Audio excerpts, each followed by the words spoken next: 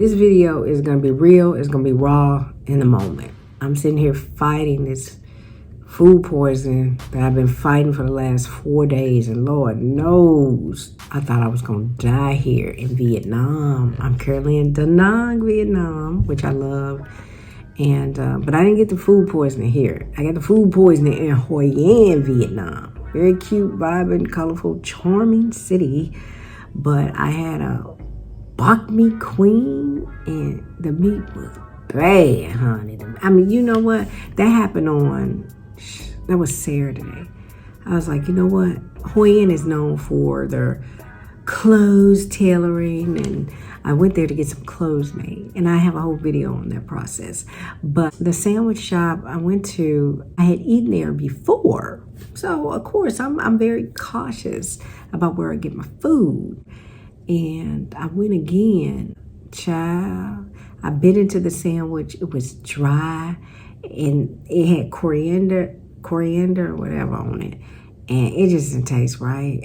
I had a bite and I threw it away. Child, that's all you need is one bite to set your world on fire. I swear I was burning down underground. Oh, the Lord. Honey, I thought I was going to die. Seriously, I thought I was going to die. And let me tell you something.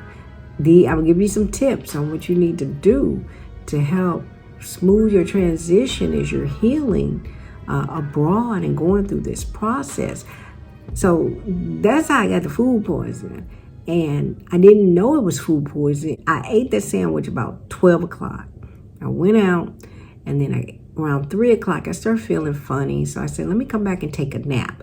Tip number 1, wherever you stay, get to know security, the hostess, the receptionist, get to know the staff and concierge. Get to know them. They see you coming in and out. Speak, say hello, let them know I'm going to the store. Be right back.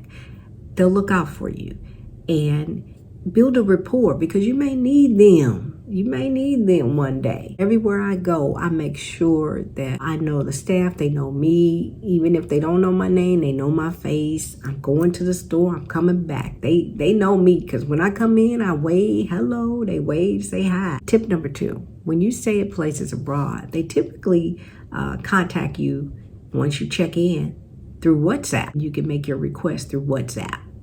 Make sure you get their WhatsApp. I forgot to get the inn owner's WhatsApp. This would be very important. This would be very important as I share this story. And I came back to the nap. So that was around 3 o'clock. And I was feeling like I had chills. And, I was just cold. I was like, oh, I got a little headache. I got chills. Oh, let me turn the air off. Not thinking, I didn't know what it was. I got up. My clothes was ready at 5 o'clock. I got a whole video. Did I tell you I got a video on that process? I'm going to share that later. I said, I'm getting up to go get my clothes, because I don't know. I'm leaving the next day. I stayed 4 days. I said, I'm leaving the next day. I don't know what time they open. If they open on Sundays, I'm leaving. I'm going to get my clothes. So I woke up to go get my clothes at 5 p.m. Then I looked at my phone. I got a notice that my credit card company saying, hey, did you make these charges in Spain, Sagrada Familia, and these date naps? I'm in Vietnam. Did I tell you I was in Vietnam? I'm in Vietnam. That ain't me. So I said, you know what? I wasn't feeling well. I was getting really sick at that moment. I was hot. I said, you know what? I got to deal with this when I come back. Let me go get my clothes, and I got to come back. The place was about 10 minutes walking. I made it. It was raining. I went to get my clothes, and I came back, and I said, oh, God, I made it, but I'm feeling horrible. This is terrible. I said, everything was so neat, because I'm a neat person, as you see. I said, you know what? I got to find this. Let me get my credit card information out. I need a pill. I need to take something. I don't feel well, so I'm going digging through my bag, trying to get my antacids, get whatever it is I need to just make me feel better. and throwing stuff all around. I called the credit card people, and I must say Chase did a wonderful job. They didn't put me on hold a long time. They took care of the issue. They blocked the card and gave me some alternatives. They're gonna send me another card in Vietnam. It was A-okay. I'm sick going through this whole process trying to hurry it up. Everything went smooth, so that's good. Now, I get off that phone, and all I could do was just crawl to the bathroom. I was in so much pain. And at that moment, I knew it was food poisoning. I knew it was because I could not even move. I got a bathtub in front of me. I got the toilet behind me. I just had to assume the position and just say, Lord, dear God, beg for my life. Seriously, you ever had food poisoning? You know how to feel? Your stomach all balled up, cramped. You can't move. You just, you sweat, beads of sweat. You just know you're going to die on that floor. And all I could do was put some towels down on the floor and get on the floor. And I said, oh my God, I'm going to die here. And that's when it hit me. I don't have the inn owner's WhatsApp number, because I was going to text them, hey, I'm suffering. Do not suffer alone. I was going to text them, hey, I got food poisoning. Do you have any medicine? Anything? I'm just really up here in pain. But I didn't have the number. I didn't have time to look for no email and go through. That wasn't going to happen. And I'm not too proud to open that door and say, help, help. But it didn't get to that point. I just was like, okay, I'm gonna breathe my way through this. Lord, let this do what it's gonna do. And the Lord heard that prayer, and boom. Okay, that was the first explosion. And after that, all I could do was just, it wasn't over yet. I mean, my stomach was like, boom, boom, Mike Tyson, Muhammad Ali, George Foreman, boom, boom, Rocky Montana, boom, boom. I mean, I had them all in there stomping and fighting. And oh my God, it was a mess. So tip number 3 is don't suffer in silence. For real, there were 2 other rooms on my floor. And if I felt like it, I was going to go and knock on them, crawl to them doors and say, hey, do you have any medicine? Because I tore up that room going through my bag, trying to find all kind of medicines. Looked like a cyclone hit that room. All I could do was ball up on the floor. It's something about that bathroom floor. Y'all know, either after a night of partying, or you got food poisoning.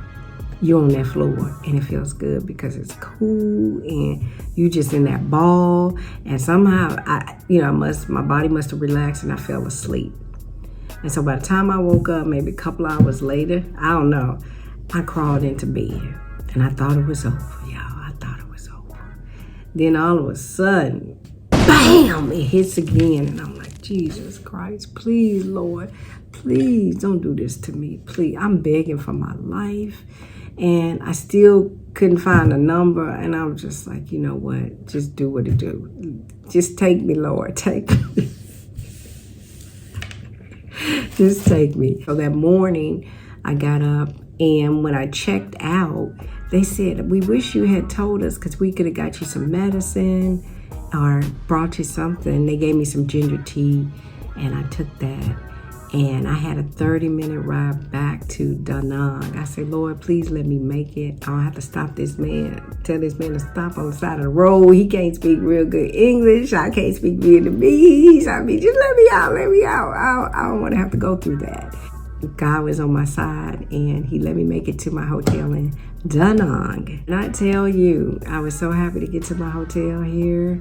Oh, my God. When I came in, they were like, hi, so excited to see me. Because I built a little bestie family here. I call them my besties. I built a little family here.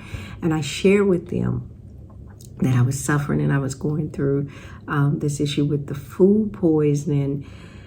And they were jumped right into action. My little bestie, who works here, lovely lady walked with me to the pharmacy to give me some medicine, to make sure to translate for me, made sure that I was comfortable. They checked on me. I just absolutely love it. Their hospitality is A+. I'm going to do a video on them. I have built those relationships, and they are sincerely, genuinely caring people and concerned about me. When I went down to breakfast this morning, we didn't see you yesterday.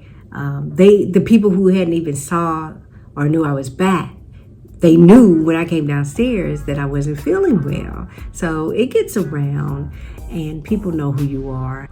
That's why I say get to know people where you stand. The other day, oh my God, I'm thinking I'm dying.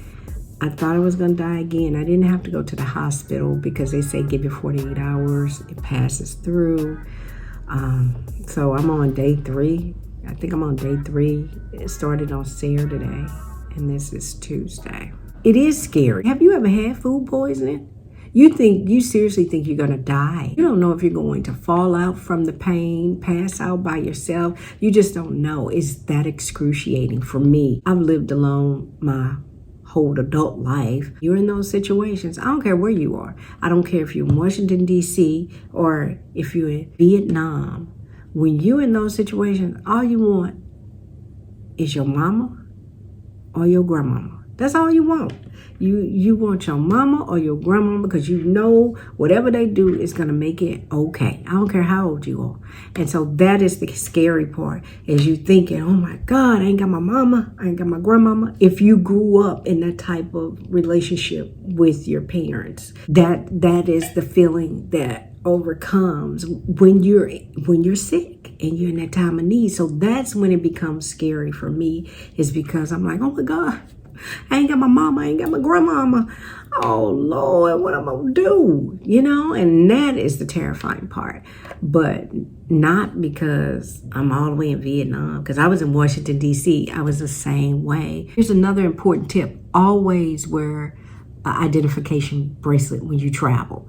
If I were laid out on the floor, my next to kin is on this contact bracelet that they can call and let the person know. And the people where you stand, don't be proud to call down there and say, hey, I need your help. Honey, you need that sometimes. I'm telling you, you need that when you down on your knees on that bathroom floor, pleading, asking God to spare you, save your life, because you ain't got your mama with you. You ain't got your grandmama.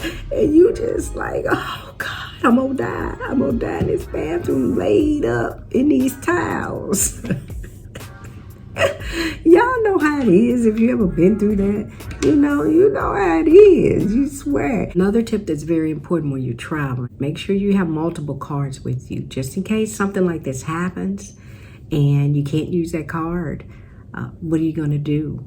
Just like your debit card. What are you going to do if you can't use your debit card? Something happens. I said they would do this right when I was going to go pay for my items and use my card, but I was able to pay for it with another card. I'm with Chase. I use Chase Preferred Card, and they have been great while I'm out here on the road. I've been able to reach them in crises like this. This is not the first time I had to reach out to them about an issue, and they've taken care of it. Any issues I had with a hotel, they've resolved that. I got my money back. Use a trusted credit card with some benefits and some excellent customer service. Travel with your probiotic. I mean, I had everything, but certain strains of E. coli, you need something more potent, or you just have to let it work its way out, because I had my charcoal activated pills, I had Imodium, I had I went to the pharmacy, I got, Normal Gut, I got Pepto. This was kind of expensive in Vietnam though. I think I paid $21 for this. I thought that's the most I've ever paid for anything in Vietnam. And I was like, maybe it's where I went. I don't know. But got this, got some Cipro antibiotic, and I got some Pepto-Bismol. I did need some more of these, so that's good. And then I got some electrolytes. You see how much of this I drank, right? This is why I'm gonna fall out, because I ain't drinking my electrolytes. But it's too sweet. They don't have Gatorade here. I have not found Gatorade here. It's actually not bad. It tastes like 7-Up. Oh, funny story about the 7-Up ginger ale. I can drink this. It's not bad. The ginger ale 7-Up, funny story. I don't know about y'all, but in America, in the black community, ginger ale is used to heal all ailments when you're sick. Growing up, it don't matter. Your mama, your grandmama go give you some ginger ale to ease that tummy, right? I did have some ginger tea, but the ginger ale. So I told my bestie who works at the hotel, I call them my besties, I said, I'm gonna go and I'm gonna give me a ginger ale and or 7-Up. She said, soda? I said, yeah, in America, the ginger ale, we drink soda to ease our stomach and settle our stomachs, or 7-Up. And she said, ew. She had never heard of that. And I said, no. Everybody, grandmama give it to them. Grandmama say, take it, you know it's good. She said, yeah, if your grandmama say, yeah, it's good. If your grandmama say, okay, enjoy your ginger ale, your 7-Up. She's like, no, you need a sandwich. I'm like, y'all not giving me to eat no sandwiches. I know it didn't happen here, but I'm not eating no sandwiches. She said, you need something hard. I had some pho, just for the broth or whatever. Haven't really eaten anything at all. I need something on my stomach. Any recommendations, let me know. I don't feel like eating anything. I've had food poisoning before, and it took me a long time to get back into the groove of eating, because your whole body is just distorted, and it's so bad. I'm still paining and gripey stomach. So I'm gonna take my Norma Gut, take my Cipro, my Pepto, and drink my electrolytes, and I'm gonna be all right. Y'all pray for me. Those are my tips out here, solo traveling on the road. Just, again, it goes back to building a community of people around you, and you don't even have to know them a long time. Just build a rapport with people. Let them know when you need them. They'll help you. All right. If you found this video helpful, be sure to subscribe, like, and share. I'm going to go here, and I'm going to kick this E. coli butt. And you all have a great one. And until next time, all right?